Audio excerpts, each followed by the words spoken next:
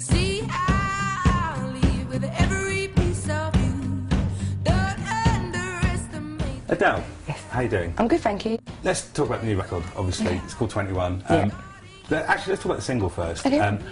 I think, and I was a big fan of your first album, I think it's the best thing you've ever done. And Thank you. I genuinely mean that. Thank you very much. Is that the feeling you've got about it as well? I mean, I do love it. I just love the vibe of it. I think it was kind of a very conscious decision to kind of go a bit more down a bluesier route compared to 19, and make something that was kind of more relevant and representative of who I am, like, now and my age and stuff like that, because I think people always think I'm a very serious person, especially off the back of 19, because it's quite a moody record. Yeah. And I'm not, you know, I'm really sarcastic, I'm really like cheeky and stuff like that, and always trying to crack a joke and make people laugh. So I think that Rolling in the Deep, and there's also another song on the record that are kind of more relevant to that, and I really got into Wanda Jackson, who's this like wild, fierce rockabilly star. Yeah. And her song Funnel of Love, which is actually one of her pretty much unknown songs. It sounds really Phil Spector-y.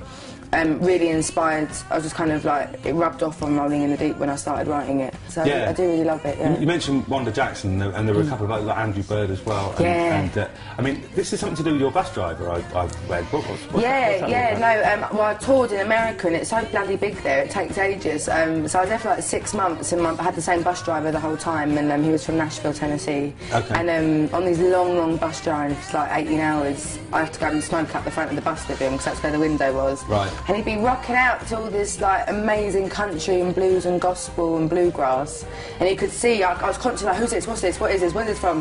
So he started making me compilation CDs and then like started radioing like to other drivers and like not agents, promoters of venues to make me compilations. So I've got about 50,000 Right. country songs on my, like not my iPod, my iTunes and stuff like that, waiting to be listened to. I think I've got through about 4,000 so far. So you've got like a musical education on the road. Yeah, but it's good because I was kind of aware of the kind of commercial contemporary country like Taylor Swift and Lady Antebellum, who I love, and but he was like knows all like the old school like country and blues and stuff like that. So yeah, and Wanda Jackson, my friend took her photograph for the last Observing Music Monthly, which was like a legends piece, and he took her photo, and she's like 75, right? And she introduced herself as the angel with the dirty mouth, which I just think is like legendary.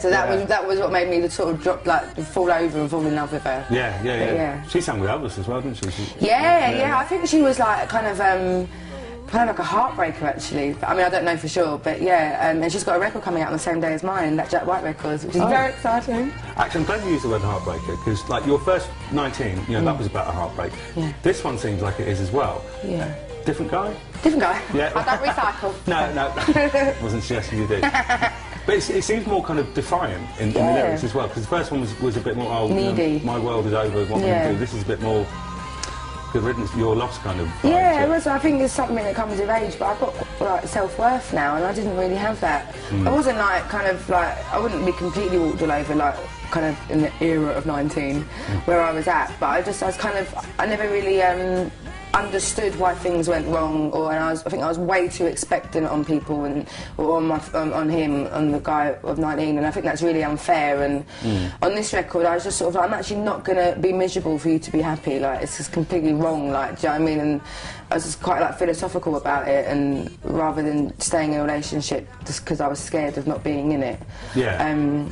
Yeah, so it's kind of a bit of like a powerful like sentiment on the record, really. But it's also different because the boy on 19 was a bit of an idiot, and the guy from 21, it was actually an amazing relationship. It was like really intense and really amazing. It just fell apart and stopped being fun, you know. No one actually did anything wrong, so it's not as bitter as the first record. Because I mean, it's a bit of an old cliche, but is it cathartic to write about this, and it really helps? It's really cheap therapy and all, really, isn't it? Well, cheap makes you money, hopefully. Yeah. No, it is. Yeah, I'm not very good at saying how I feel, like, you know, in conversation and like face to face. And I've always done it from when I was little. I wasn't writing songs when I was little, but if I got told off for like not sharing or like being like mouthy or something like that when I was little, I'd always draw a picture or something and give it to whoever I was trying to apologise to. Oh, right, okay. And it's just kind of evolved over the years. There's a pattern there from very early on. Yeah. Do you ever worry? Because I mean, a lot of the best records or best albums are written off the back of things like that. Do you ever think, you know, when the third album comes along and you're very happily with someone that you're going to have nothing to write about? I think that's definitely the case. And what would be worse is if I write a happy record and everyone's like, yeah, we prefer you when you're miserable. Yeah. It's like I've got to preempt a divorce or something Right, like yeah. that. It'd be funny. Yeah. But no, yeah, I mean, but if I can't write a record about it, then I won't. Do you know what I mean? Yeah. Okay. And I just have to sit quietly and hope for the best. All right. I'm sure you could draw a picture or something.